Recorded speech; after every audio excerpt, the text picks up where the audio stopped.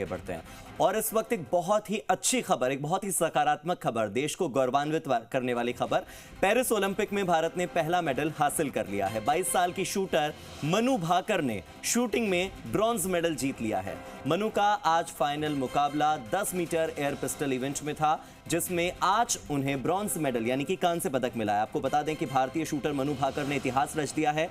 Women's 10 metre air pistol event में उन्होंने कांस्य पदक जीता है। मनु ओलंपिक के इतिहास में शूटिंग में मेडल जीतने वाली पहली भारतीय महिला बन गई हैं और मनु सिल्वर मेडल जीतने से सिर्फ 0.1 पॉइंट से चूक गई। आप समझ सकते हैं, केवल 0.1 पॉइंट से मनु चूक गई, वरना वो सिल्वर मेडल यानी कि रजत पदक जीत कर लाती।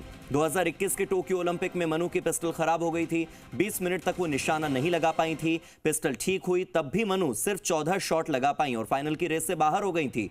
मनु निराश थी, लेकिन उन्होंने वापसी की और ऐसी वापसी की कि इतिहास रच दिया। मनु भाकर ओलंपिक के इतिहास में शूटिंग में मेडल जीतने वाली पहली भारतीय महिला बन गई हैं। और मनु निराश थी, लेकिन जब उन्होंने वापसी की तो उसके बाद उनका मोटिवेशन एकदम हाइट्स पर था और पेरिस ओलंपिक में मनु ने भारत को पहला मेडल दिलवा दिया है।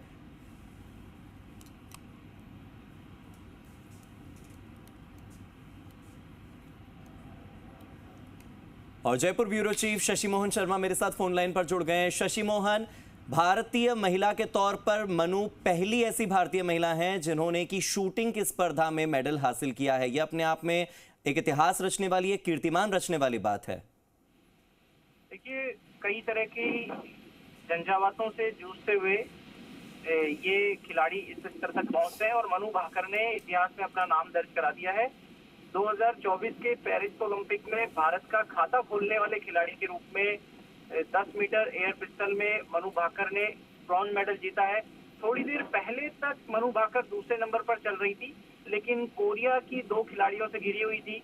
टॉपर और थर्ड नंबर पर कोरिया की खिलाड़ी चल रही थी, लेकिन जो तीसरे नंबर पर खिलाड़ी चल रही थी ये किन, उन्होंने मनु भाकर को पछाड़ते हुए लास्ट के 2 राउंड में पॉइंट्स की बढ़त बनाई, अच्छी लीड ली और मनु भाकर 121.7 पर अटक गई थी लास्ट में, वरना उनका प्रदर्शन और बेहतर होता, सिल्वर मेडल पर निशाना लगाती दिख रही थी। कोरिया की जिस खिलाड़ी ने गोल्ड मेडल जीता है वो शुरू से ही पूरी फाइनल जो लैप चल रही थी उसमें लीड कर रही थी, लेकिन आखिर में मनु भाकर तीसरे नंबर पर फिसल गई। फिर भी उनके हाथ मेडल लगा है, ये भारत के लिए उपलब्धि है। शशि मोहन, इसी के साथ ये मेडल कहीं ना कहीं प्रेरणा भी देता है तमाम खिलाड़ियों को। 2021 के टोक्यो ओलंपिक में 20 मिनट तक मनु भाकर की जो गन थी वो काम नहीं कर रही थी और इस वजह से वो बहुत परेशान हो गई थी, उदास होकर के आई थी। केवल 14 शॉट्स ले पाई थी, जबकि उन्हें 55 मिनट में 44 शॉट लेने थे।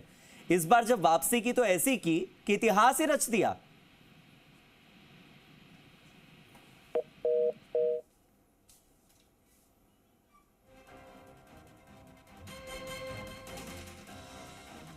तो शशि मोहन से मैं फिर से जुड़ने का प्रयास करूंगा। आपको बता दूं कि 20 मिनट तक वो 2021 के टोक्यो ओलंपिक में निशाना नहीं लगा पाई थी। पिस्टल ठीक हुई तब भी मनु केवल 14 शॉट्स ले पाई और फाइनल की रेस से बाहर हो गई। मनु भारत लौटी थी तो बड़ी उदास थी, उनकी मां को बड़ी फिक्र होने लगी थी। उनकी मां सुमेधा जो है वो अक्सर बताती भी थी कि मनु जब वापस लौटी थी भारत तो मैं उसकी पिस्टल छिपा दिया करती थी ताकि मनु दुखी ना हो। और उनकी मां बताती हैं कि शायद उन्होंने मैच देखा भी नहीं था, बाद में देखा तो बड़ा दुख हुआ, लेकिन आज उनकी मां जरूर गौरवान्वित महसूस कर रही होंगी, जैसा देश का हर भारतवासी इस वक्त गौरवान्वित महसूस कर रहा है। हरियाणा